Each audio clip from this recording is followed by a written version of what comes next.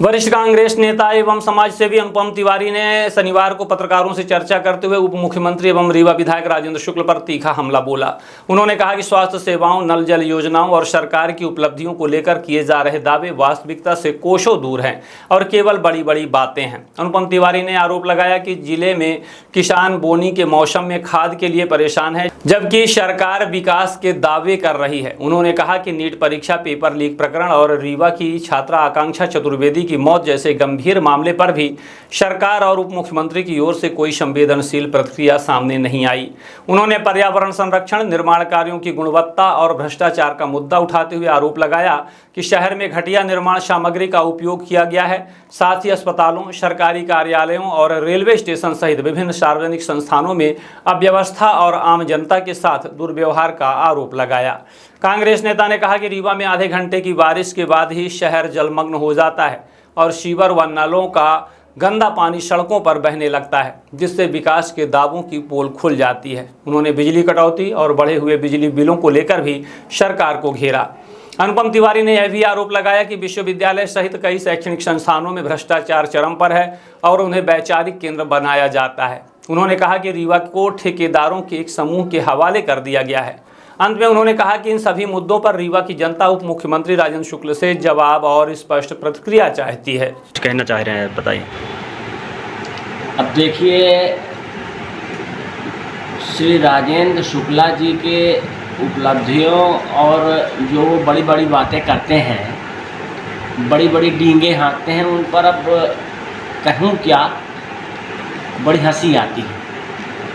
अब वो स्वास्थ्य सुविधाओं की बड़ा बखान कर रहे थे, तो मैं उनसे निवेदन करना चाहता हूँ कि ज़रा अस्पतालों की स्थिति जाके देखिए, क्या है मरीजों की स्थिति, किस प्रकार वहाँ मरीजों के साथ व्यवहार हो रहा है, किस तरह से हम जनता स्वास्थ्य सुविधाओं के लिए परेशान है, रो रही है, चीत्कार कर रही है। इस समय वैसे भी मौसम का बदलाव है तो वायरल फैला हुआ है। आप देखिए, जाइए आप लोग और देखिए क्या स्थितियाँ हैं। जिसका आयुष्मान कार्ड नहीं है उनको लेते ही नहीं है, बाहर भेज देते हैं। किस प्रकार से दवाइयों के नाम पे और तमाम के नाम पे लूट मची है, जनता की जेबें कट रही हैं।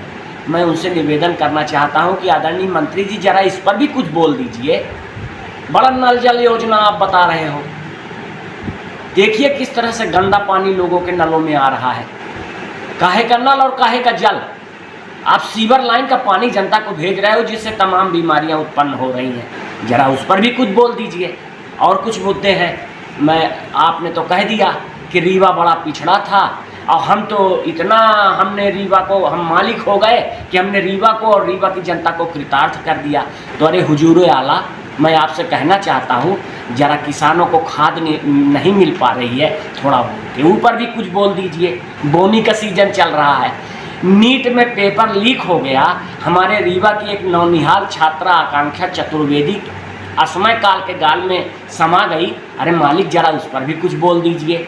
लाखों पेड़ यहाँ से लेकर सिंगरौली तक आपने कटवा दिए और रोज आप कहते हैं कि हम पेड़ लगाएंगे, ये करेंगे।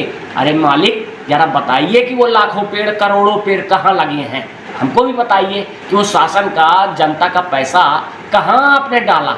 आप ये बताइए कि आपने पूरे रीवा में तमाम रीवा को घटिया निर्माण का केंद्र बना दिया है और आपके जितने एक समूह है, उस ठेकेदारों के समूह का रीवा को जेबी संपत्ति बना दिया है। लेकिन मैं कहना चाहता हूं कि जहां जहां देखिए, अभी 2-4 साल नहीं हुए बने और तमाम पुल पुलिया टूटने लगे, आप उनको दोबारा मरम्मत करा रहे हो।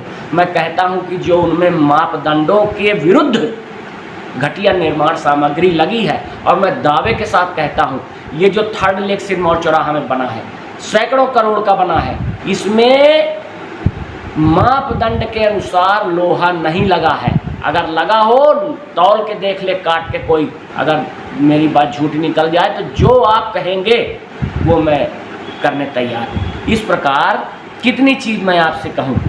2 घंटे की बारिश रीवा में होती है, आधा घंटा होती है। आप वहाँ देख लीजिए, सिरमौर चौराहा स्विमिंग पूल बन जाता है, सीवर लाइन का, नाले का पानी लोगों के घरों में घुस जाता है। माननीय मंत्री जी कुछ उसके ऊपर बोलिए। आप तो माली बन के आए थे, लेकिन आप मालिक बन गए। जनता का शासकीय जो कार्यालय हैं, उन शासकीय कार्यालयों में बेलगाम नौकरशाही किस तरह जनता के साथ अन्याय अत्याचार कर रही है, उनके काम नहीं हो रहे हैं। मंत्रियों को तो छोड़ दीजिए, किसी की सुनवाई नहीं हो रही है, लोग भटक रहे हैं। लोगों का जो है, अब मैं क्या कहूँ, रिश्वतखोरी, घूसखोरी, भ्रष्टाचार चरम पर है। जरा मालिक उस पर भी कुछ बोल दीजिए, उस पर आप नहीं बोलते हैं। और कितनी बातें आपको गिनाऊं, रेलवे स्टेशन में, बस अड्डों में, पार्कों में, तमाम पार्किंग में आप जनता की जेबें काट रहे हैं, उनको लूट रहे हैं, अपमानित कर रहे हैं, जरा इस पर भी कुछ बोल दीजिए। और मंदिरों में चढ़ावा में इतनी बड़ी दान चोरी हो गई, रीवा के लक्ष्मण बाग की जमीन दूसरे राज्यों में तमाम जहाँ जहाँ है उसको आपने बिकवा दिया।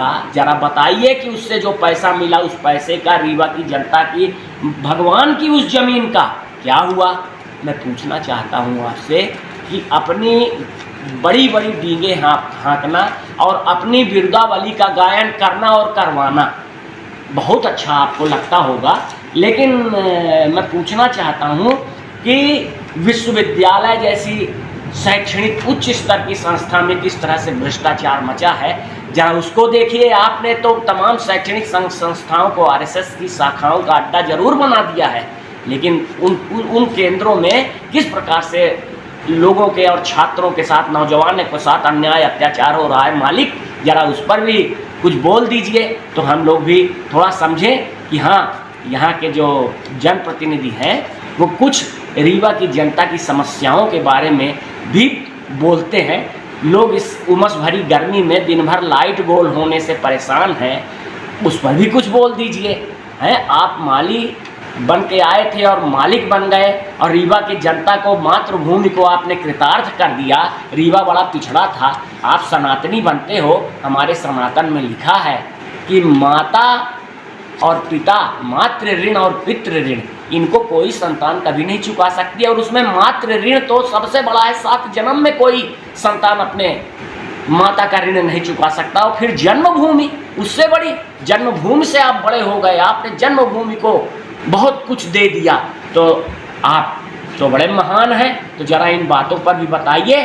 और आपने रीवा के जिस तरह से विनाशकारी, विकास नहीं विनाश किया है, उससे रीवा को उबरने में भी अब बहुत टाइम लगेगा। इतना ही कहना चाहता हूँ। लूट लिया माली ने वन, लुटी न लेकिन गंध फूल की। तूफानों तक ने छेड़ा पर, खिड़की बंद न हुई धूल की। सब पर धूल उड़ाने वालों, नफरत गले लगाने वालों, लाख करे पतझड़ कोशिश पर, उपवन नहीं मरा करता है। तो रीवा को बख्श दीजिए, बस यही कहना चाहता हूँ।